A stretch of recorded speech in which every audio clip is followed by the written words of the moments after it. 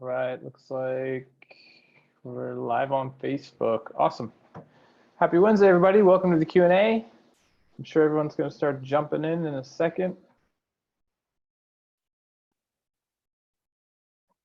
Anybody have any questions off the bat that I could answer before the big guns arrive? Sure, fire away. So Stephanie, she asked first. No, thanks. Hey, Chase. My question is, we're going to switch to Sendinblue as the SMTP provider. So we were testing it, and it has an ugly reply extension in the email. Do you know what I'm talking about, or should I show you? No, I have no idea. Okay, check it out. I'll show you, man. So can you see my screen? Yeah. Okay. So it comes through fine, and then there's this like junk looking email address right here, which isn't that big of a deal unless you go to reply to it. Then I feel like you're like, wait a minute, why is there this like spam looking email? Sorry, it's taking my computer a second. Come on. So then this is the only way it works, is if both of them are attached. Like I couldn't come in here and delete this. It won't work that way. And that's where I feel like people are going to be confused. Like, wait a minute. But if I would assume this is going to be the same even if you're not using Sendinblue. Well, with Mailgun, I don't find that issue. No? So you have tried it with Mailgun and it looked differently? Right. Yeah. It doesn't have this extra junk looking. I thought this was just an issue with like the UX of, this is Apple Mail, right? Yeah. Because I know in general, that's how email relays work, right? The reply has to go to some long, ugly string of stuff. But like in Gmail, you don't really ever see it. Or they don't make it that prominent. But if you're saying you set it up with Mailgun and it didn't do that, now that's interesting. I didn't know that. I would have assumed it would have been the same. Yeah. So I don't know. I'm sorry. I'm no Mail-in-Blue expert. I know Christine Seal hypes it up a lot, so maybe check with her. But it might just be another reason to use Mailgun. Yeah, I guess so. I mean, I've asked Joe. I can't ever say his last name, and he said this is just the way it is. So I didn't know, like, hey, is there plans to try to like clean this up and fix it, or is it like, Stephanie, just use Mailgun? Like, hey, Stephanie, I just signed up on Sendinblue yesterday or the day before. I can't remember. It's all been a cluster, but I don't have that problem. Some people commented today that, oh, it doesn't come through with that long, ugly email that we had before with Mailgun. So we're kind of in the opposite. So I think there's a way to fix it. Okay. But you're just not sure, like you don't know what you did different. I don't know what I did, but it worked. And it's funny because I didn't think I could do it on Mailgun, but you're just saying that, yeah, that happened with Mailgun. So I'd be happy to jump on a Zoom call and maybe we could, you guys could do that and then figure it out and then let me know so that I can put it into a help doc or something. That would be fantastic. Yeah, because my big problem was we got booted off a Mailgun because of, one bad apple. And so then we switched over to Sendinblue. And then all of a sudden I thought, oh, crap, all those unsubscribes in Mailgun now are in Mailgun. And so now I don't know what to do in Sendinblue because now they're going to get people mad because they're not unsubscribed in Sendinblue. So that's a whole nother that list from Mailgun, right, of the unsubscribes, and then but the problem is they don't tell you whose account it was for. It's just an email. Yeah, and they don't let you export it. So then we have to, Mailgun, I'm kind of glad to get off Mailgun. They were no help whatsoever. It's kind of a mess. Tough. So I'm hoping reporting is going this week because this will help. I'm not going to say anything. I'm just going to smile really big. Oh, good. Okay. What's up, Melissa, everyone? thank you. I'll hit you up in the group. Yeah, hit me up. Okay. What's up, everyone? Just wanted to say hi. Hey, Paul. Alton, what's going on? Not a piñata. How's Mexico? Mexico's good. We just moved into a new house, so I got my new office going on. I see. over here. New vibes. Yeah. So I've been busy, but all Yep. good down here. If anybody has agency or marketplace questions, run them my way as well. Let me check over here in Facebook. Okay, most of the people are on Zoom, it looks like. So who was next? Patrick. Yeah, I appreciate it, man. So I'm just having a small problem, and you said it was Q&A, and I saw that, so I was like, I'm just going to jump in here and ask. Man, I got this, like on mobile, whenever I do the navigation, it's got the 3 bars when it's on mobile, or when my window is small, I push the 3 bars, it pops up a white window, and then you can't see anything. I've tried to change those colors every which way to show the nav on there, and I don't know if it's something with the CSS or whatever, but it doesn't show me nothing. So Somebody else mentioned this, or maybe it was you. Talking about this thing? no, it's not that. It's actually on the website. So it's kind of The funnel page, right? Yeah, the funnel page. Oh, You're using the menu element. Yeah, you can go to sellyourself.com, and that's actually where you can see it on your computer there or your phone. And now you have me really curious. What's this website going to be all about? yeah, it's a little of this and a little of that. There's something for everybody. a little sauce. Is A little this salt in the mix, Oh wow, that looks nice. Okay, so if I click on that, yeah, looks like a bug. And is it actually? Yeah, Are they incognito mode? let me try it in incognito. In addition, actually, there's 2 menu buttons. There's one closer to the footer at the bottom on mobile, and there's one at the top. I don't know if that was on purpose or not. Oh, Yeah, maybe they're conflicting. Okay. It's Let's see probably here. Let's see if it's the same in incognito. Yeah, it is. Okay, Sean, I don't know if this has hit your radar. We're looking at a funnel Maybe. page on mobile. Yeah. And you know how if you're using the menu, it condenses it down to the hamburger? Mm-hmm. If we tap the hamburger, the screen just goes white. That doesn't happen on every single one. So maybe it's So- because you have 2 on the same page? I mean, I know, hold on, let me just look at the latest template that I saw get dropped in the templates channel from this morning and see. Patrick, can you try removing the one that's down by the footer and see if that fixes it? Yeah, because see, there's my screen. This is the mortgage broker template that is not live yet. And then just like that. Works. So worst case scenario, we'll get you on with Ashitosh and he can help figure out exactly what the deal is. But that's not it shouldn't be a known issue. I'll just check it out. I'll try to take off that piece there and everything and see what happens. But on another note, what's up on that mortgage broker template there? Going live probably tomorrow. That's dropping. Hey Patrick, if you can go delete that and try it out before, within the next hour and let us know, that'd be cool. Because if it is a conflict of having 2 on the same page, then we need to pass that on. But here, I'll drop a link to that template in the chat so you can go check it out. But it should be live tomorrow. Nice. Appreciate that. Yeah, I'll let y'all know in the chat what happens on this too as well. Cool. Thank y'all for your time. Thank you.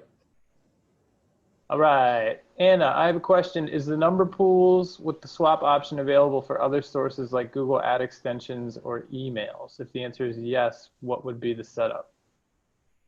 You can't swap phone numbers and emails, but you could put a number in an email that's unique and track the calls from the email. And same thing from, what was the other one? Google Ads? Ad extensions, yeah. Yeah, you could do the same thing for Google Ad extensions as well. Okay, thank you. So the swap numbers is only for landing pages? Well, so the way the swapping works is you have to have JavaScript be able to fire off. And so far to date, emails won't allow you to execute scripts like that. And I don't even know, in an email, how would that work? Because the email is one static source. So the number in the email would always be the same anyways. And then on the ad extension, it's a one-to-one correlation as well, right? So one ad, one phone number every time. The reason why it swaps on the landing pages is because I'm coming into the same page from different sources, and that's why you have to swap it. Okay, got it. Thank you. But I would just buy one phone number and call it like for each email or for each ad and just put it in there manually. Side note, I don't know who made this template for the mortgage brokers, but it's really good looking. Well, Robin, Let's see here. great job, man, if you're here. Paulson can represent. No, sir. Right. I had nothing to do with it. Yeah, well, we want to keep rolling this out. In fact, we have a really big week still ahead. We have some really big updates coming tomorrow and Friday. So I'm pretty excited. So I want to get these templates out because they're actually minor news. Ooh. Yeah, tomorrow we're dropping attribution. So it'll be a phased rollout, but we'll have we're already collecting data on the back end. We've already launched the back end piece of this. You guys just can't see it yet, and gals, but tomorrow you'll start to see like activity tracking will be back. So we'll be able to see like where people landed and where they converted. And then we'll be able to track it all the way back to the source. So what ad did it come from? And then next week we'll mate up that data with the opportunities. So next week we should be able to answer the question, how much money did this ad make us? But this week we can start showing our clients, where are all these people coming from? Then we'll also have the form and survey inbox. So when the form gets submitted, there'll be like an inbox. Show me all the submissions and data on it too. We have some cool fancy graphs that show you where you're getting all your submissions from. And next week we'll add to that. So we'll, the trigger link section, we'll start giving you data on like all the trigger link clicks and the data around that. And then Nice. Custom domains for memberships this week. And a huge speed and CDN update, which I'm very excited about. We should be able to see some insanely big increases in the speed of all the websites, all the funnels, all the calendar links, and all the surveys and forms pretty much overnight. Nice. So Actually, in that same vein, when you said attribution reporting, I was actually trying to go and link up the Facebook ads reporting to an account yesterday, and it says, "Oh, go and add an ad account ID number to go and show that reporting." However, there's no field there for it. Is that something that hasn't been rolled out yet, or is it not fully live yet? Am I doing something wrong? For the Facebook ad reports? Yeah. I had a problem with Facebook ad reports too. Just that's okay. So if you should just have a drop down that says which Facebook ad account belongs to that page or that integration, and then you should just be selecting that ad account and be done. Mike, are you asking whether you have like, let's say 5 ad sets with like 3 other lead forms or whatever? You're trying to see if you can pin into one of the lead forms versus the entire ad account? Oh, no, I'm not worried about that. I'm just simply trying to go and get some semblance of ad reporting in my account because I'm not seeing anything. Okay. Which sub account is this of yours? Do my main one, the Mike at elix.marketing. Oh, I got to learn how to spell your last name first. Is my problem. Petritis, Petritis. The TIS that got me, man. Mike, also, I got your message regarding the ads, the new ones. We should be able to go live hopefully tomorrow or right after that. Just FYI. Okay, cool. Waiting to confirm. I'm just giving you a very nice answer. Okay, what was that sub account? I'm sorry, Mike. Literally any sub account. Oh, any sub account. All right. Cool. Well, continue on while I look at that. No need to wait. Okay, cool. Okay, so we'll bounce back in a sec. Steph had a question about Course Builder. Yeah, first, for those of you who don't know me, I'm Stephanie. I'm Melissa's daughter and working for her. That's who I am. Nice to meet you. So I had a couple quick questions about the Course Builder. So first, why, are we able to send multiple confirmation emails, not just the first time they register for one course, but every time they register for a course? Because from what we're seeing is that the first time they sign up for a course, they get the login information, but then any course after that, they get nothing. So Yes. it's Good question. So we will have triggers out for memberships next week. This Okay, week cool. we're starting with, we're going to do the white label domains first. One of those triggers will be new sign up, right? And so then you can create a trigger around all of that. Awesome. Okay. And then my next question was, would we be able to, like, when they register for a course, like, have it redirect to like the your library instead of having to wait for the email and then go back? That is in QA right now. So what they'll do is the new sign up flow will be I sign up and it'll say like, let me in. It'll just like right in. And then the very last one was maybe instead of this is just like an idea, but instead of like giving them a password, like on the register, like allowing them to like create their own password. Like I know they can reset it, but like create their own password right there and then have it like then redirect to your library. Yeah, that's not a bad idea at all. I don't dislike that. Because I know a lot of places do that and it's a lot easier and like more friendly if it just like redirects and you know what your password is right away rather than digging for that initial email. Good idea. You should add that to the memberships idea board though, so we don't forget it. Okay. You go to memberships.gohighlevel.com. I'll drop it in the chat here. Definitely add that in and get it voted up. One thing I did just see get pushed to QA today is the ability to set the password manually for your customer on the contact screen. So that'll go live very soon. Cool. Thank you. Yes, ma'am. All right. Any way to have a subdomain inside of your app? Whitelabelservice.com link. Purpose would be to limit access to external link from within the app. Oh, I think this is the idea of white labeling the actual links. And we'll see, we're right up against the end of the week, but it'll definitely happen by next week. All the links coming out of your app, you'll see a new feature where basically you can say, listen, I want all the links coming out of my white label app to have the following subdomain. So it could be like, instead of app.mydomain.com, it could be like links.mydomain.com or I don't know, whatever you want to call it, instead of msgsndr.com. I think that's the question. But yeah, you'll be able to white label all the links out of the app here shortly. Gotcha. So no more msgsndr for anybody, unless you get our emails. Adam, are you still here? Do you want to hop off mute? Yeah. So first off, I just want to say great job on the memberships and everything else. It's super awesome. Man. It's nice to see you, by the way. Yeah, it's been a while. I grew up here during quarantine. How are you hanging in there? I'm good. All my Club Pilates guys are shut down right now, so I'm kind of doing a bunch of side stuff. Look, if you're coming back any day, guys, come on. I know. So two quick questions. First one is, in the triggers that you guys release for next, I think it's in 2 weeks, on the memberships, is there going to be a trigger that allows us to register somebody into a course without them having to go through the membership offers flow?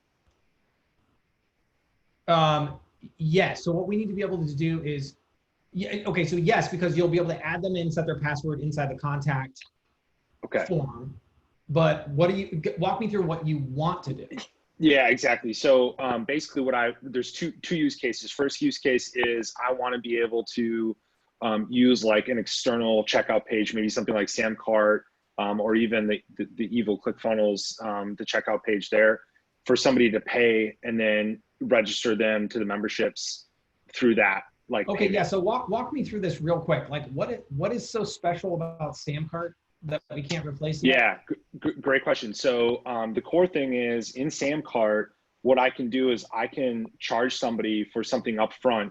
And then if they want me to upgrade them to like a done for you service, I can go into their profile in Samcart and then just upgrade them without having to re-get their credit card information. Like you could do that all in Stripe, right? Yeah, it's just for free. I'm not as technical. Yeah, there's just like a little bit of work that's involved in doing that. Okay, well, so we'll definitely make that use case available through the API probably. I would still put it on the ideas list just in case. Mm-hmm. It takes us a little time to get to it. I will say in the long term, though, I will wipe out Samcart one way or another. Okay. I mean, all right. We will add billing to the app by the end of the year. I mean, that's on the list. Okay. Yeah, and that's awesome. To me, I don't quite get it, but I understand the ease of use aspect. So it'll probably take me longer to get there because it's just an ease of use thing, but I will get there. Well, it sounds like the trigger to add them to a course is something that we're going to have. So regardless of whether or not I'm using it in combination, it sounds like I'll be able to add somebody to a course automatically using a yeah, trigger. and we'll make it an API endpoint. We'll add it to the Zap. all that good stuff. Okay. So don't worry about that. We're not about limiting people and what they can do, but I still want to get on the phone with you and have you say, "Yep, I switched," because yeah. So that's definitely on the list. It's a threat and a promise. It's just a promise. The second thing was I talked to Nathan, I think his last name Sherrier, and he's heavily leveraging the API to do some like front end stuff with like SaaS billing and some other stuff. But is this the guy from Fix Your Funnel? Yeah, the Fix Your Funnel guy. He's cool. Yeah. So one of the things that him and I were talking about was the more advanced API, and I know he said that that's something that's like potentially on the roadmap. So 2 questions around that. First question is, do you know, like, is that something that will be like into the summer, like fall time, that the more advanced API? So the great news about what we're doing here is that there's nothing that's off limits, right? We never say no. It's all about just trying to take our existing resources and figure out who wants when, where, what, and how. So on the API side, we've hammered out a ton of additional API endpoints. And thanks to a really amazing member of our group, we even have some cool looking documentation, which I will drop here in the chat. The real question is just what endpoints are you looking for? That's always my question to people. So the number one endpoint, I'm just going to throw this out to the group as well, because there could be another solution, but the number one thing that I've run into is like, I have a guy who owns 5 Club Pilates locations. Yep. And he launched a Club Pilates location, a new one, and he started blasting out a lot more text messages than he normally does. And the only way for me to basically limit that volume right now is to like manually look at his sub account and also get emails every time it tops up my Twilio account by $10 or $20. Right. So what I was talking to Nathan about, and what I would love to figure out is a way to basically, whether I have to do it manually in Twilio, I could get a developer to do that, but basically limit or cap the amount that comes out of a Twilio sub account from an SMS perspective in a given month or a given 30-day period of time, because it's really hard for me to manually look at that, and it just destroys my margins, especially on this guy, because I'm charging. Okay, so a couple of things. Like, one, short-term solution, go have him sign up for his own Twilio account, which is what Bill was saying. I know, but then he has to change his phone numbers, so I screwed that up. No, he does not. You can snap a ticket over to Twilio and they'll pop that phone number into the new account. So I didn't know that. It's a database. It's so super fast. It's a database. It's easy, Adam. It's easy and way less headaches when they're covering their own bills. Yeah. So, but long term, I'll tell you the right answer for all of this is to tackle all of this is for us to tackle this as part of the billing push at the end of the year. Like, people are going to want to bill their clients for Twilio, and it'll be more like, instead of go get their own Twilio account, it'll be like, go put your client's information in here and we'll bill them directly. We'll still let you do the own Twilio account, so don't get me wrong, but I'm just saying, like, long term, I think the bigger question is, people have asked me many times, how do I bill my client for the usage? So we'll create a mechanism for that at some point. There's also a guy named Chris. I've been seeing more and more of this. He's building something for this right now. And he told me by the end of the month, he should have it ready. So basically you'll connect your account and you can say, okay, I want the default threshold to be X amount. And then it will notify you when any of the accounts hit it, or you could go one by one and change that threshold. And then he said phase 2 will be what Sean just said, which is, do you want to put this on a subdomain like credits.youragency.com and tell your clients to go there, put their credit card in once, and then it will auto bill them with a markup that you set so that you can then monetize the price of Twilio credits. So it sounds pretty cool. Yeah, that makes sense. Okay, cool. So maybe we'll have that guy in the group once that thing actually is flushed out. Yeah, for sure. We'll get him on Spotlight Sessions. Ty, are you still here? This sounds like it's going to be a cool question. I am. Yeah, Sean. So curious if you had this on the roadmap or a timeline for, like, so they opt in, they go to page 2 where they watch a video, and you can trigger based off view time. So yeah, so we totally have this on the roadmap. So in memberships, as you may or may not have noticed, you can upload videos, right? We do video hosting now. I don't know if the big thing that I didn't actually decide to make this a priority, Varun did, but this is probably this is still probably the better answer. They figured out, instead of putting the video URL directly in there, they figured out how to break the video up automatically into chunks and chunk it in like Wistia does, so you can't easily scrape the video URL out. So that has been their big push, and that's supposed to go live like this week or next. And then right after that, we've got triggers based on video watch time inside the memberships. So we'll take that same functionality and just move it out into the actual funnel. So my rough gauge right now is I'm trying to keep the memberships, the funnel team who did the memberships engaged right up until about 2 weeks into June. I think 2 weeks into June, we'll have enough sort of membership-esque stuff to kind of peel them back over to funnels. And then we're adding additional engineers this month and next month to do two things. One, to focus on phone system improvements, and the other to add to the memberships team directly. And they'll just continue the memberships forward into the future. But then the funnel team will drop back and you'll see some of the stuff come up on the funnels, including something like that. Yeah. Very cool. You guys can own like the webinar market. You realize how big that's going to be, right? Yeah. Oh, you mean like your idea? Correct. Like Yeah. No, it's huge. It's huge. It's going to be awesome. Like a lot of softwares, because you can do it in one, that like right now it's like, yeah, okay, Wistia, and then all these other, like each software does something different, but there would be no need for any others. Yep. You could trigger. We're getting there. I mean, Wistia is awesome, but it does cost a fortune. Yeah. Per account. Like you can also just sign up for like a ton of sub accounts and just have like 2 videos on each account too, but it's too much work. Yeah. Well, plus when you bake it into HighLevel, now you can do so many more things because it's part of the ecosystem. It's going to be amazing. Yeah. So, I mean, I keep telling myself by December, I think we'll have everything. So the question We're going to get to like November and Sean's going to really power. Yeah. I mean, I say no way, but I'm amazed how much Careful there, Sean. No, I mean, no. I mean, we're continuing to find our scope, right? And it's just what truly brings value to you as marketers. And also a lot of the discussion is around, working with the right marketers. So, it's definitely about talking to people who have enough experience and enough client base most of the time to actually speak from experience and give us great ideas. I mean, and so what we're continuing to try to do as a company is figure out, well, how do we focus our feature sets and our ideas and our progress around the people who can say, yeah, my 20 clients could really use this, versus I got on the phone with someone who will not be named last week, who he came out really strong in an email. And I was like, wow, this guy's got a lot of good information. Let's get him on a call. And we got him on a call. I got 4 developers in the room, and turns out he doesn't actually have any clients and he's just getting started. And while he definitely had some good ideas, I was like, I think also some of this, he was really kind of poking me about cold email. And I was like, the bigger agencies I know, their cold email acquisition strategies somewhere from 10% to 0 of what they do.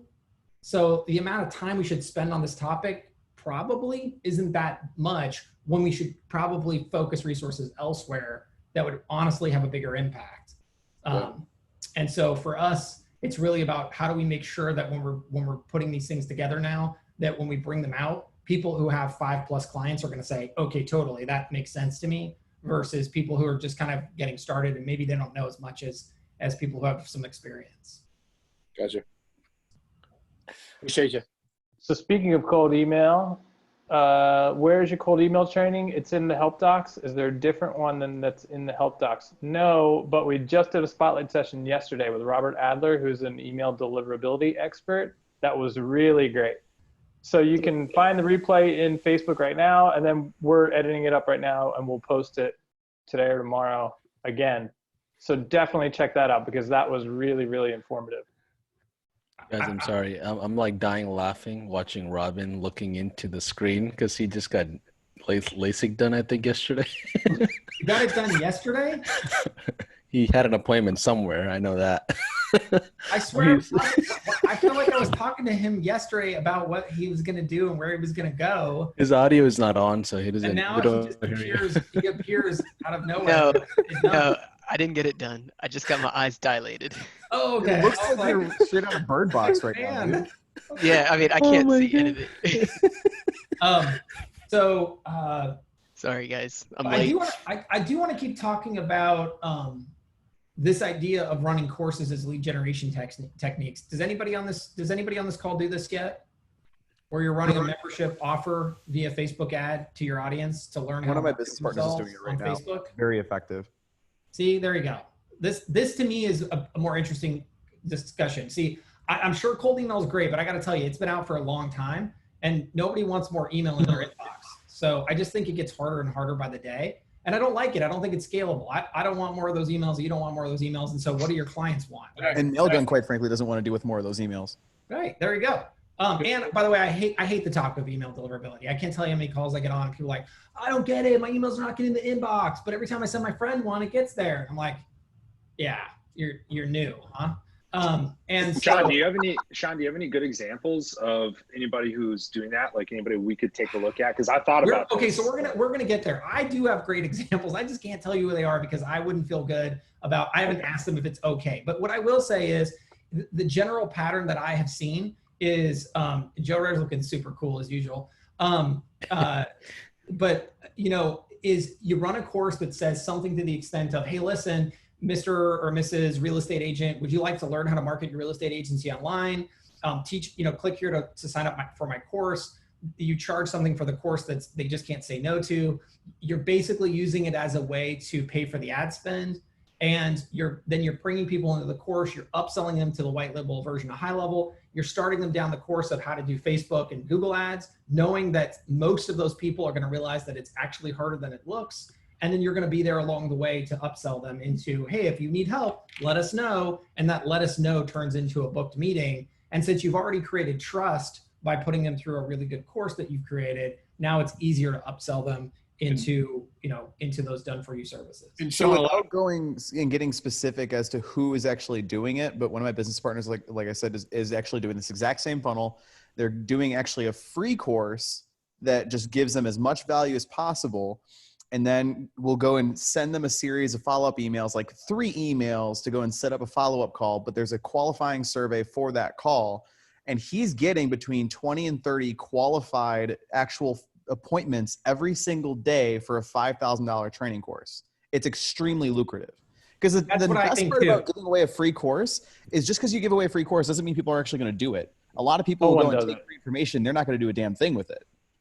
Well, they try and they realize it's too hard, and then they say, "Can you do this for me?" Well, especially when you get sophisticated in the explanation, they're like, it's over their head, and they're like, "Oh, okay, you need someone to do it." I have another guy who's doing it for roofers. He just goes and tells roofers exactly what he's doing, and they're like, "Nah, not doing that. I'll just pay you." Exactly, and this is my point. This is okay. So this is the thing, right? This is what I think. No one, like, people give no respect to you guys and gals about how hard this is. But you know what? It's no different than anything else. Like, go watch a YouTube. Have you ever watched a YouTube video where someone like throws a basketball off the roof of something and they get it in or some crazy thing, and you look and you're like, oh, that's easy. I can do that. And then you go try it and you're like, oh my God, this is impossible. Nobody can do that. I think it's the same thing. You're just like trying to get them to attempt the trick themselves, even with complete transparency, just because you know they're going to fall on their face and be like, wait, you know what? This is hard. I'm going to show you some respect now, and I'm going to buy your services. I get why you have value. Like, that's at the core of it, what I think you're trying to achieve. And it could also be in a challenge funnel too. I mean, which is kind of a big thing. A nice little micro course that's just walking them through.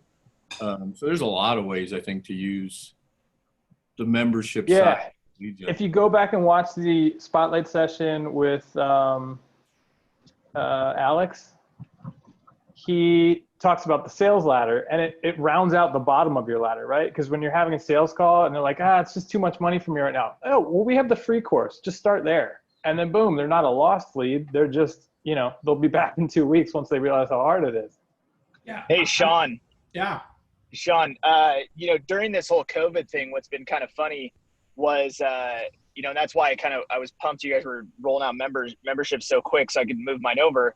But we just went into ClickFunnels and built these really ghetto, cheap, quick memberships to basically everybody who was canceling during COVID, who they just flat out were running out of money as far as, our wedding venue clients, they're going to go attempt to try to run their own marketing. And the truth is, like, they're very unsophisticated human beings. And so I said, cool, then I'm just going to tell them everything that they should do. And it was so complex to them that they ended up, now that everything's opening back up, we just had a flood of people come back.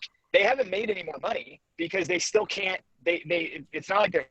No, this is what Mike just said too. Like, this is what I love about this idea. Your cell phone reception is terrible. Or he's going swimming. But they all 4-hour work week strikes back. I think he's on AT&T. Can you hear me now? And Nope. so we're Sorry, Joe, we had to cut you off. You look really cool, Joe, but the Great reception sunglasses. is just terrible. So yeah, fantastic idea. And all these new membership updates that are rolling out over the next 2 weeks are really going to make it And I do, easier. and you know what I do want to do? I actually want to have, we are going to try to create, I think Chase knows this, we're going to try to create a white label version of a basic course like this that we can just give away to all of you, because I know that doing your own Facebook course and your own AdWords course can be challenging. I really like this idea of sort of pre-canning some of this membership stuff for you and have you just to try to give it away, just as a great place to start. You can always expand on it later, and it won't be industry specific. And to be honest, it won't be that. I mean, I'm not going to do it, but you know, in general, it won't be like perfect or anything. If I did, it'd be horrible. But On that note, I was thinking about doing it where it's like generic enough, where yeah, like that's what I mean. pro section could be like, you guys, hey, blah blah blah, I made this course. Then we just come in for like the next modules and just iron out the meat. You can have an extra. Hey, thanks for jumping in. Go to totally. my That's exactly what I want. It's like yes, that's literally what we're exactly. thinking about. But Yes, I love this idea. Right, and then you guys we can could go do on how to set up your high level account that's white labeled. So it's like, oh, you don't want to pay for our setup fee? Great, here's the do-it-yourself course, and if you get stuck, just let us know. We'll bill you, and then we'll do it for you. Yep. Yeah. Oh yeah. Let me clarify. The one I was talking about was do-it-yourself courses for your end users, not you. Yeah, for the marketing, right? yeah. Like for you how guys to build to be able to Facebook sell. ads to market your business on Facebook, how to build Exactly. AdWords, how to do call tracking, how to do website optimization, right? All that stuff. Something Melissa and I are doing is I've created, so we have like a free like how to build a course in the thing for our clients. And then I've built out 6 like examples. So like keyword to receive, book an appointment. And those are like very small paid ones that like our clients can be like, oh, I don't know how to do this. There's that. And it's me walking them through how to do that. And then at the end of that, they get a free 30-minute session with me to like go through what they did, how they built it, to make sure they understand it and like brag and get to show off so they feel good about what they did. And then another option is we have 3 packages built out for the lead magnet, online event, and discovery session where we build it out for them. And we have a project quote request where they just like tell us what they want. We tell them a quote for us doing it. And like in 2 days, we've made like $1,700 on 2 people. Smart. That just don't want to do it. And Yep. so we are doing it for them, and it's really exciting because they Well, get and excited. I'm telling you, this is like the trick in life. You have to, if you try to ask people to give you money right away, I think it's always like so hard. It's almost always a no, because there's no trust, there's no bridge. But if you just give them something, if you give them a little path to walk across, they'll walk across it every time and right into your arms for you're done for you. Because it's not so much that Like I finished one like draft of a project in like a day, and she was like, oh my God, why haven't I done this sooner? And now like in the discovery sessions, we're like, oh, well, we could also do it for you if you don't, because some people know how to do it, they just don't have time for it, Totally. which is a whole different thing. And they just want help, and it's amazing how much they'll do and how far they'll go for that help. And to give props to High Level again, Stephanie learned the software like in 1 week. I give props to Stephanie on that one. Yeah, I was gonna say. Thank you. She's just blowing people away. They're like, we've been trying to get this figured out for months, and she comes in and in a week she's got it all figured out. Young people, they are our I future. know. They're so annoying. I'm to ask for a Thank you, I raise, guess. Stephanie. It's like a half thank you. Wait, so to that point though, is there any updates on the graphical user interface update for campaign flows? Yeah. So, okay. So yeah, let's talk. So like the stuff that we're really working on right now that's like done, it's sort of baked in, it's through QA. We're just working to get it live. The speed updates in the CDN, the email stats, the custom domains for white label or for memberships and the white label links, the attributions, and the survey inform inbox. Now, normally I would say those are all scheduled for this week, but realistically, maybe into Tuesday or something, right? But our next big pushes are going to be around 3 topic areas: phone systems, so we can do inbound and outbound, warm transfers, IVR, and voicemail. We're hiring 2 additional engineers for that. And then in our existing team, the 2 other things we're going to work on that are high value targets are the workflow builder and a new drag and drop email builder. Now those will take another month-ish to, start showing, to come out. But those are the things that, as we look at the app and say, well, what's missing? Like if you compare us to ActiveCampaign or HubSpot or, some of these other bigger systems, like what's sort of missing there? And those are really the big topic areas that we've identified. It doesn't mean there aren't 1,000 other things to do, but it just means from like hey, this app is serious business. Those are the types of big features that we feel like we have left. Hugely helpful. Thank you. We've got some more questions to roll through here. Mark, any updates, RE, the review widget to include other sites or use different layouts? Yeah. So, I mean, we can. But didn't we say that we were already working on putting Facebook into the widget and just considering a positive as a 5-star? Yes, although I don't know where on the list that is. So, I mean, and also like through Yext. Yext has like, this is why Yext has backroom deals with all kinds of people, right? So one of them is Yelp. And so you can get like all kinds of review information through the Yext API about Yelp that you can't get from the direct Yext API. So we can put that, somebody asked for that today as a feature, but it's what we're doing these days is just a function of resources and order. So we've got 35 developers. Like I said, we'll probably have 38 by mid next month. And we're just trying to step them up. As we bring in more customers, we're bringing in more developers. And then it's from there, it's just in what order does the ideas list tell us to do it? And that's the order we go in. So that's kind of how we're rolling. So if you are I have yet to hear an idea that I just straight out won't do. So it's really just about getting it voted up. And right now, the only thing to remember is that ideas list, we're actually about to knock out like the top 6 ideas. And then that's going to put us like right up against PandaDoc, which right now, apparently that's what we're supposed to do. So I'm going to be headed off into the PandaDoc world. And if that's not as important as other things, let's get those other things voted up, please. So that way we can. Sean, how do you weigh the things though that are potentially real quick technical, real quick things that have big legs? We do them all. We do them every day, all day long. I know, and I know you've done some. It's just almost like that crazy one-off Stripe charge thing. Yeah, I did that because 5 people said, "Hey, I really like this," and I saw it in another system, and I was like, "Oh yeah, I can see why you like that." Boom, let's knock that out. So we did that, right? So we definitely try to slot them in. But where we're at these days is every single developer is fully engaged. No one is bored. Okay.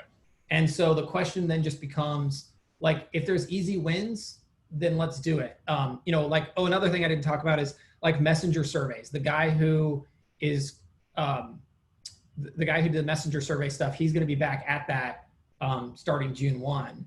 And I still hope to get those messenger surveys out by August, because I'd like to do that not only to replace ManyChat, but also to roll those out over SMS and also hopefully over web chat as well. Because I still personally see a lot of fun, exciting things to do in the automation space later on in the year. Because right now we have like the positive and negative intent stuff, but that's just scratching the surface, I think, of what's possible. And I even thought about the idea of like trying to figure out how to train different AI agents for different industries eventually in verticals. So I think there's a lot of really cool stuff there to do. Right now, it's really a function of resources. So it's just, if you're out there and you're on this call or you're listening, if you know any marketers you haven't told about us or you haven't sent out your affiliate link to, please do, because that's how we grow this thing. It's a journey we're on together, and it's just about bringing in, these days I would say, bringing in high quality marketers and marketing agencies that have have a good business where they wouldn't say they have a customer acquisition issue, but they're looking for a really in-depth, really awesome marketing platform. And Sean, you mentioned the AI training for bots and stuff. I mean, you and I spoke in the past with the positive and negative intents, the shortcomings of that, as well as the positives of it. If you need help with that, let me know because. Oh yeah, no, I mean, yeah, it's really, really, really interesting. But yeah, I definitely like this idea. Like, we have like, I don't know how many real estate agents we have on the platform these days, at least 4,000. And imagine doing a real estate based bot or a car dealer one or whatever, whatever mortgage, solar stuff. quote, solar, right? There's all these really, I think there's like, there's at least 5 where if we really hammered down on it, we could get that out to 2,000 users on the platform overnight who would love them and really think that's amazing. So I do think there's a lot of room to run there. Okay, so the second question from Mark was, for membership videos, what's the best way to secure the videos from download? Yeah, so that is the chunking stuff that, see, I knew Varun is much smarter than I'll ever be. And so he already has that figured out. So about next week, it'll start to do the same trick that Wistia does. Now, that does not mean videos are completely undownloadable under all circumstance, but we'll be as good as everybody else. Nice. Bill, how might you go about prepaying for a group of leads or appointments and then recharging when they hit their cap? Robin? Sorry, what was the question? Well, he's an expert at this. Robin is. So for instance, you showed that you can do the one charge for every lead or appointment, whatever, that you can just go bill inside of Stripe. But if you're selling a lot of leads, somebody doesn't want 1,000 charges on their card every time you're doing that. So is there a way to do it in group? Hold them up. Yeah, I was talking to Snehal about this, about doing batched charges on it. What I would recommend, and what I've seen a lot of agencies do, is basically do the prepayment of by X amount of leads, and then you just mark it off at that point. Like a tag, like rotate a tag down until you hit your count or something. Yeah, exactly. That's really the easiest way to do it. Now, one of the things I would recommend is, if you're going the pay per lead model, you probably want to be selling it at a premium, so that your leads are a lot more qualified. Like, it's further down the sales process. So you shouldn't just be doing pay per lead. You should be doing like pay per appointment. I've done 14 million leads, so I've sold leads. Well, the problem is at 14 million leads, think about the one customer who's getting billed 14 million transactions, right? Like that's it. But if you have that's a higher, what I'm saying. I need to do it in. Either you get them to prepay it, or you sell it further down the pipeline so that it's less transactions. That's true. More qualified. That brings up a question. Have we ever thought, is this on the ideas board, or have we talked about doing a trigger for increasing a count or decreasing a number? Yeah, so lead scoring.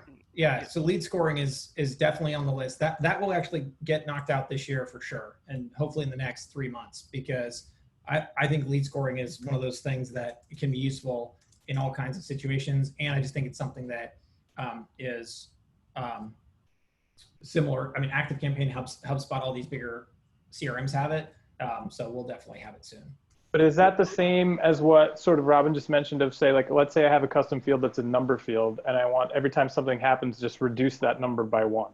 Oh, never mind. That's different. But so then you could, you could build like loyalty campaigns. You could build like bundles. I like the idea of being able to run a straight out piece of JavaScript against a field as an idea, so that you could trigger an equation essentially to be run, and that would lead to a ginormous number of permutations at that point.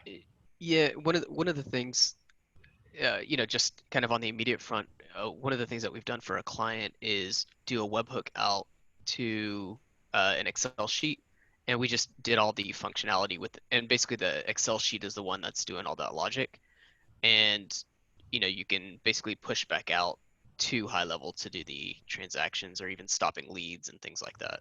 So, I mean, we've done stuff like that just on the immediate front. Yeah, so we're going to have, in the short term, we're going to have triggers based on custom fields soon, so that if a custom field changes, right, we'll be able to trigger off of that. And then, so my idea would be that if you, as part of those triggers, you can combine these two ideas. So if let's say you had a custom field called, whatever, like lead count or whatever, you could decrement it as it goes down, and then you create a trigger that when it hits 0, it does something, right? So we'll continue to make these things really uber sophisticated.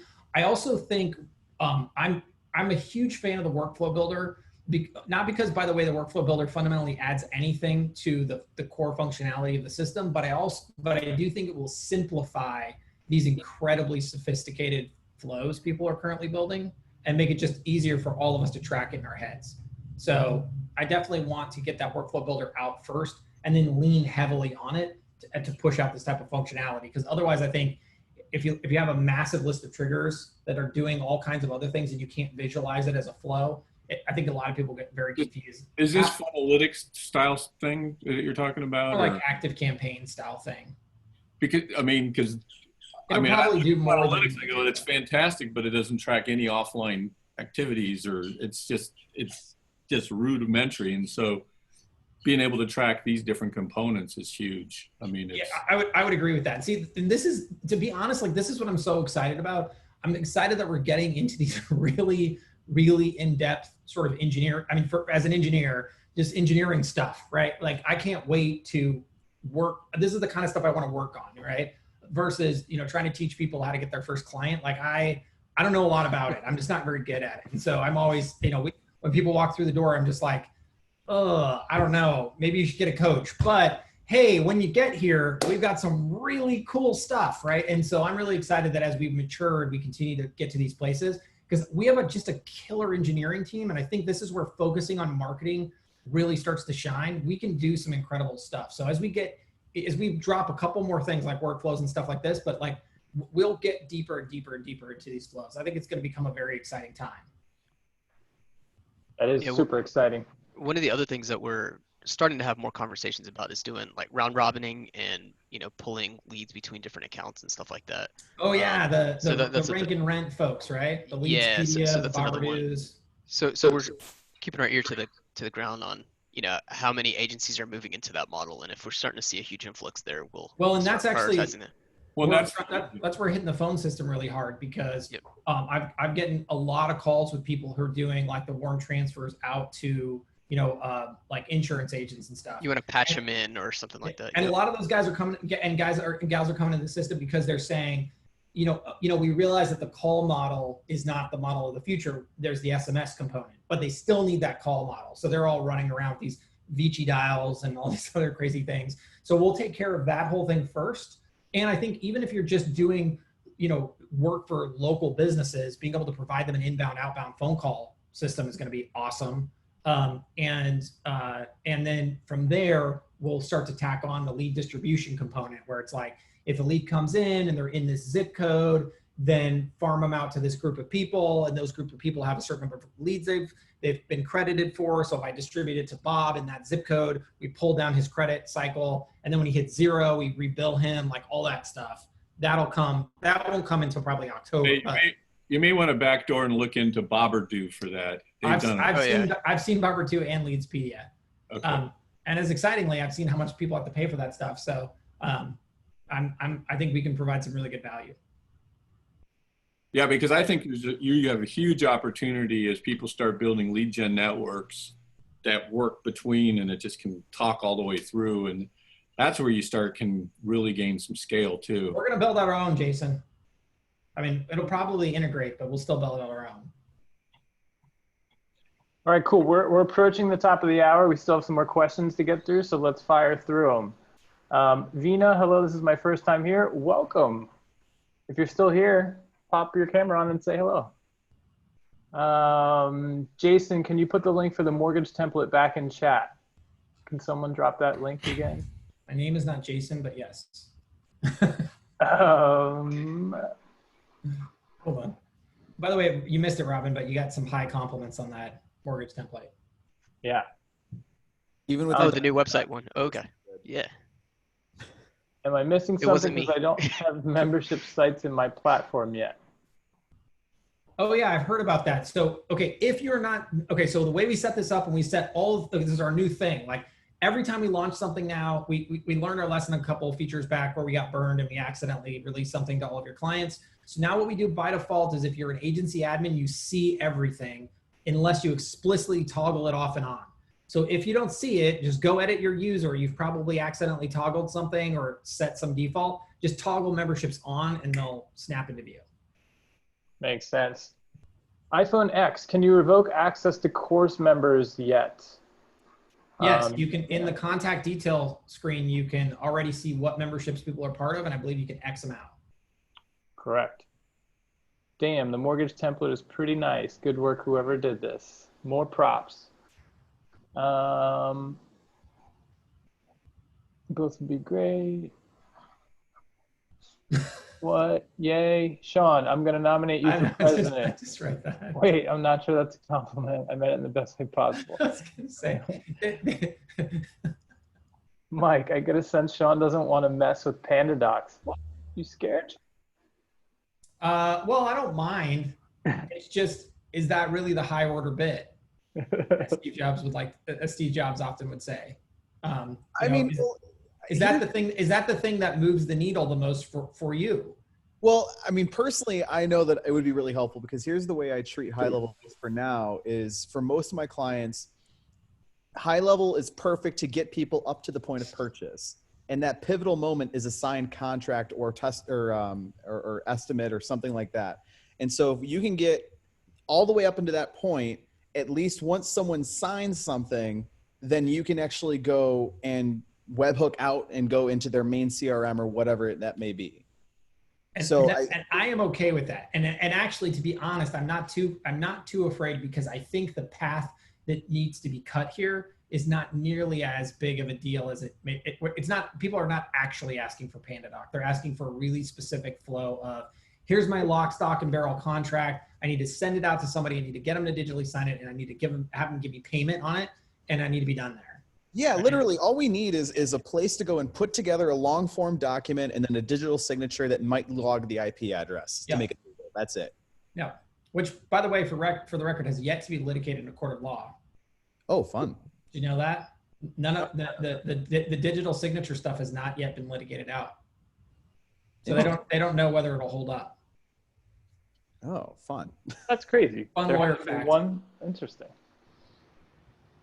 Yes, we'll do that. Yeah, people are going to be super excited. Obviously, it's rocketed up the ideas board. Someone had a private question about migrating 50 accounts. Can HighLevel help them do that? Yes, we can. You probably have to pay us for it, but we can. So, Paulson, that's you, right? No, because is that Abby's team that would handle that? I think that's an Abby thing. Yeah, for sure. It's consulting. Okay. Yeah, I sent you the question. I know, that's why I was like throwing it right back to you. Like, wait a minute, aren't you? I wasn't sure. I was like, wait, you're talking about the software. They're talking about strictly the software migration. Yeah, so get with Abby on that. She can help you flesh that all out. Graham, can you discuss if we have progress levels in our courses and how that could work? I'm sure that's on the memberships ideas board, right? Yeah, and if it is, I'm certain it is. Yeah, track course module progress with pipelines. It's like the third highest voted idea. So please go vote that up and give it 51 votes because membership share funnels will be easy. Triggers is already set to launch hopefully next week. So I mean, track course module progress. I mean, this person says with pipelines, but I think it'll probably be in general and both is going to be something we'll work on soon. Do you see it, Sean, just as a quick question before I put it out, do you see adding the ability in a campaign to add a tag as one of the things that this many moments add a tag? Because it would just give so much functionality of then having these other things happening, Yes. Yeah, in fact, this is exactly why the workflow builder will become a thing because. Sorry, Sean, can I just jump in one quick sec, just on the point of the progress? Yeah. Sorry about that, guys. Also, kind of with that said, how can we protect the course from it being shared? You know, so that's all. Sorry about that. No, that's a good question. How can you keep this? I mean, so let's just sort of think about this as a practical matter. So things I could think of is like, you know, let's say it's like, think about companies that have to do this now. Like, how does Netflix do it, or Hulu or Spotify or whatever, right? I think the sort of common methodology is that you're only able to connect. I mean, the most secure way I can imagine is like, I could figure out, okay, when you log in, what IP address did you just log in from? And if somebody else tries to log in from another IP address, just invalidate the original session. In fact, you don't even have to do this with IPs, but you just invalidate sessions and only allow one login per one person at a time. On the video side, we can buffer we're going to chunk the videos, which will go live next week. So the videos will only arrive in, I think it's 7-second increments. So there's no way to like just copy the URL out. So that'll sort of take care of the video piece, hopefully. You know, but at some point, you know, it's like you can only go so far. So like, I think that's about the best I could personally imagine, because you're gonna have to be able to take screenshots of whatever you want to take a screenshot of, and, you know, hit Control Save in the browser if you want to pull down some of the content. So I mean, I think that's probably the best that I could imagine doing. Maybe like an IP blacklist. Somebody told me that was an idea but I always wondered how you guys would know what IP addresses people are coming from. So we'll have to flush that idea out a little bit. Yeah, another idea that someone messaged me about was limiting how many people can be logged in at a particular time. Yeah, that's what I mean. Same login, maybe. Yeah. Like you can only do it one time at a time. Yeah. I mean, plus, I mean, if someone wants to get in, they're going to get in regardless, because they can use a VPN to get around that.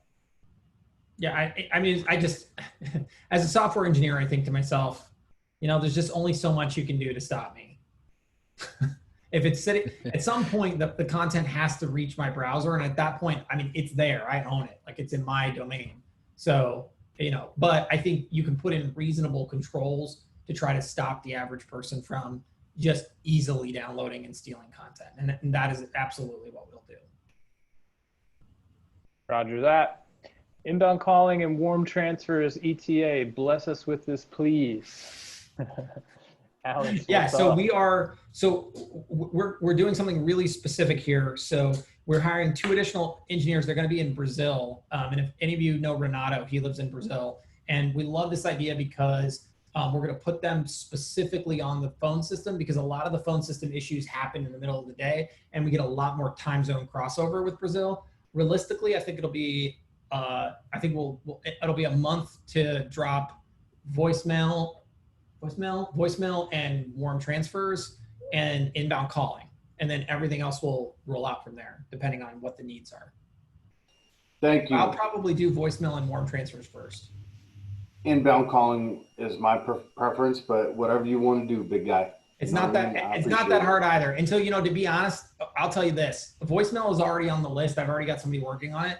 But yeah, on the other 2 items, and I'll throw that out in a poll or something in Facebook, and I'll let you guys vote it up. And whatever the votes say, I'll go that way. I'll just hire a bunch of people on Fiverr to vote that shit out. Like, I need that shit. Thank God the Facebook group is private. It'll be cheaper than all the Ring Central accounts I got on a monthly basis to just hire 100. I'm with you. But here's the good news.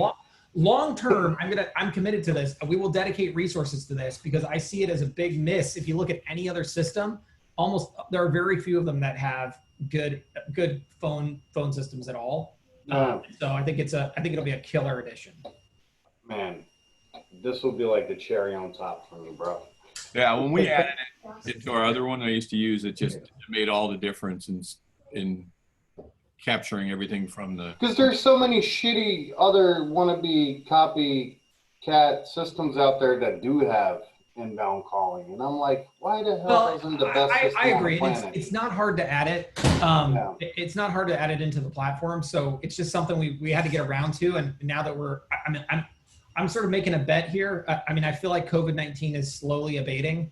And so I'm just going to go ahead and, instead of waiting for it to fully evaporate, I'm going to just kind of try to hire out in front of it and add some more resources. So we have some code that we've used it's yours with Twilio to do it. So, well, you know, the funny part about it is we're not at the point where this is an engineering challenge. It's literally just, you know, like who is going to physically do this work, right? And because every other human being we have is fully engaged in something that is very important to someone and is And already it's showing, by the way, and all these little things you do that people don't see, you know, just the little check mark that you just knocked off because you could do. Well, I appreciate that. Yeah. So I will say as a company, we've already started this sort of radical change. So we're already being much more planful. We hired 2 product managers who sit around and do a really good job of doing due diligence and design and planning ahead of that. We have a full-time UX designer starting this month to just start working on interface stuff to make sure that when things come out, they look a little prettier and there's less misspellings and all that good stuff.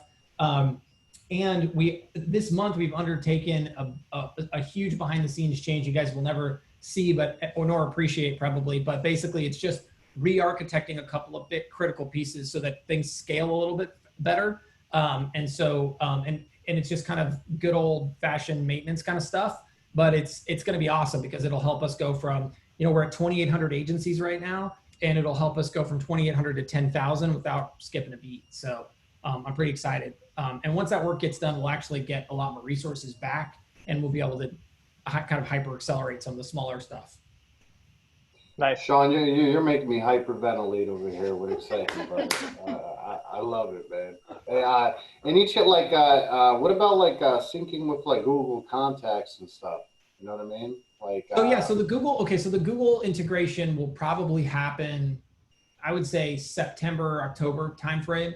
That's my birthday, bro. Let's get it. There we go. It's a $40,000 bill to Google to get the integration done. So we'll have to cut them a big fat check, which I'm a little annoyed at. As a developer, I tend to be anti-pay for play API access, but you just got to do what you got to do. But I think that'll be really interesting because it'll also come with the two-way Gmail sync and all of that stuff. So you'll be able to actually do the same sort of, read your inbox and see if people have replied to you kind of thing. Bro, if you like my pricing, I'll get a high-level tattoo. Like we were talking about it. You know what I'm saying? Oh, that's a tempting offer, I will say. I got my wife's name on this finger, and I'll have HighLevel on this finger. I'll say "fuck you" to all the other software. You know what I'm saying? Well, that's our goal. We'll try to do that more naturally. Marketing opportunity we can't pass up. Yeah, there you go. Well, who was that guy who? There was a guy who I remember he'd like wear your T-shirt or something. Yeah. Somebody got a tattoo on their forehead of like Coca-Cola or something stupid. Yeah, that person is really. I don't love you that much, bro. Yeah, I was gonna say the forehead tattoo almost never works out for anybody for any reason. All right, let's hammer through these last couple of questions. Alex, that template I think goes live tomorrow, right? The mortgage one. Yeah, I mean, it just depends on how fast Ashutosh gets to it, and Ashutosh, for the record, is working on really important stuff. So tomorrow, the next day, the day after, but very soon. Cool. Adding multiple buttons below a video that link out in the membership area. Is that in the roadmap? So you can already put HTML in there, so you could put your own buttons and you can link them in anywhere you darn well please. Yeah, and there's also the ideas board for memberships if you want to get. If you don't like that, like if you actually want like a legit us to do the buttons for you kind of thing, definitely go that way. Okay, where is the call scripts feature on the roadmap? That's sort of at the top of the ideas list. The ideas list has that one. Oh yeah, so can we talk about that? Is there anybody in the room who knows what the heck that is? Me. Oh, okay, because I saw an example of this yesterday, and basically it looked like a survey to me that pops up when you're on a call. And I was thinking, gosh, well then why don't we just repurpose, like you could say when a call comes in on this number, maybe or when I call out, like I call out somehow on this number, I'm not sure if it's by number or what, but you would just pop the survey up and that would be sort of your call script. And you could either do it one question at a time like we do, or you could do it long form and that would just collect the data that you need to collect it. Yes? Oh, you're muted. Yeah, you're on mute, Bill, but that's the idea and it sort of ties to the soft phone modal. Yeah, right? That's what I was thinking. Crazy Call did it that way. They went out of business, so I don't know how good that model is, but I'm sorry they must have really been crazy. Why did they go out of business? Well, they rebranded to something else, moving more toward like Channels. Channels? Channels.app, yep. Yeah, that's what it is. I think so. But yeah, Crazy Call, it was a one question at a time. Yeah, It but was since our surveys can do both, I was thinking, well, Yeah. we just give you the option. But is that a bad idea or a good idea? I hated it. You hated it. Okay, what's the better? What's the Dude, right answer? just to have like an embedded iframe or something like that to the right of the call, like in a note section or something like that, where the operator is just reading the questions, you know. And if you want to get real fancy, you know, to be able to build out conditional logic based on their answer to make the script dynamic, right? Basically. Yeah. So read question. If they reply this, go this way. Yeah. If this, go that way. Yeah, like that workflow builder thing you're talking about. Almost for a script. Okay. Keep in mind that if it's somebody that's in a system, like you already have a lead contact information versus someone that doesn't, which would potentially be a different script. True. That's a good point. I just need to find, like, there's got to be somebody out there who's just got like a really awesome version of this already. Yeah, it's called Ann Costello. All right. Wow. And they basically built it into a Chrome dropdown, which is awesome, right? So you're on a call, you hit it, it drops down, you choose your script, and then it's click your own adventure based on their responses, and then when you hit done, it exports out to your boss or whoever. That's cool. All right. Well, then, so I'm going to put the phone system team on chasing that down. So, all right, Chase, they're coming soon. Yeah, no, with the soft phone modal, it'll be fantastic when it's all in one. Yep. Okay. Well, then that's what we're going to do. I like having a phone system team too, because then maybe we could like create a Chrome extension that's a phone system. Oh my God. Please. You know what I mean? Wouldn't that be cool? And then we could do like the whole like click any number to dial, because the Chrome extension auto. You just click the call and stuff, and like that thing just shoots the data back into it's on the list. HighLevel. That would be amazing. Yeah, this is why oh, if you could call from inside Gmail, bro, like that would be amazing. Crushing it. Yep, don't worry. Yeah. And then we do like the whole. I'm gonna mute myself before I embarrass myself. This is why I'm hiring 2 full-time engineers for this. Perfect. Because there's just like such a run. You can see the idea. They just keep rolling. This is great, man. Off the topic, I don't know if anybody asked about this. Oh, I'm sorry, but like a task. All right, you get one more, Alex. Like a task management thing, you know, like say like a location, a user makes a request or something. Is there any kind of request? We will. Okay, so the goal on our side is to build out a ton more in the CRM, and that's kind of a really generic sort of statement. But most of the development for the rest of the year, in my view, will be around enhancing the CRM and just making sure that anybody who, you know, just figuring out all those different little use cases that we've got like the gist of it, but it's not broken, you know, it's not built out enough. So that's really what we're doing. So we're looking at, you know, like ActiveCampaign and HubSpot and saying, okay, well, what are the HubSpot-y features that people are missing, or the larger agencies who are current existing HubSpot customers, if they came into our system, would say they miss, and building those out. Cool. What about opt-in/purchase of a course from within a funnel? Yes, this will totally get done very, very shortly. It's stupidly obvious to do it this way. Like that's just a yes, it's going to happen. I'll make that happen.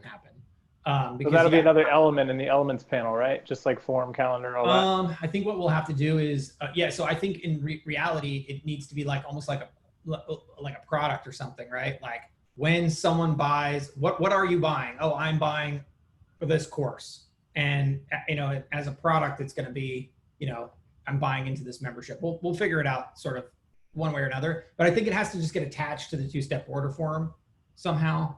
So, yeah, but we'll make that happen. Nice. I'm with Alex on this. Nice.